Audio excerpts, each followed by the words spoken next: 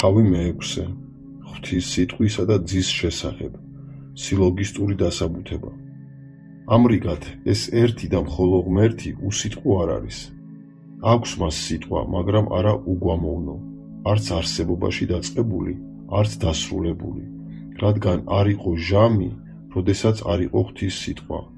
მარად ჯამს აქვს ღმერთს თავისი სიტყვა, მისგან შობილი, თუმცა არა ჩვენეული სიტყვისებრ უგვამოვნო და ჰაერში განბნევადი, არამედ გვამოვნებითი, ცოცხალი, სრული, არათუ მის გარეთ გამავალი, არამედ მარად ჯამს მასში არსებული, რადგან სად იქმნებოდა იგი მის გარეთ მყოფი. ჩვენი ბუნება წარმავალია და ადვილად დაშლადი, ამიტომ ჩვენი სიტყვაც უგვამოვნოა.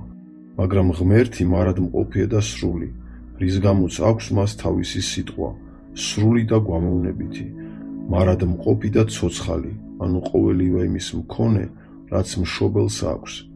ამასთან, როგორც ჩვენეული სიტყვა გამოდის გონებისაგან და არც მთლად უიგივდება გონებას, არც ყოვლითურთ სხვაა, რადგან არის რა გონებისაგან, სხვა არის მისგან, მაგრამ ამასთან არის რა იმავე გონების საჩინო მყოფელი, მისგან ყოვლითურთ განსხვავებული როდია, არამედ ბუნებით ერთია მასთან, მაგრამ მდგომარეობით სხვა არის მისგან.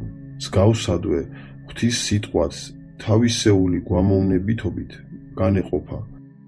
მისგანაც გვამოვნება აქვს, მაგრამ რადგანაც თავის თავში ავლენს იგი ყველაფერს იმას, რაც ღვთის შესახებ განიჭვრიტება, ამიტომ ბუნებით იგივეა მასთან. ასე რომ, როგორც მამის მიმართ განიჭვრიტება ყველაფერში სისრულე, ამგვარადვე განიჭვრიტება ეს სისრულე მისგან შობილი სიტყვის მიმართაც.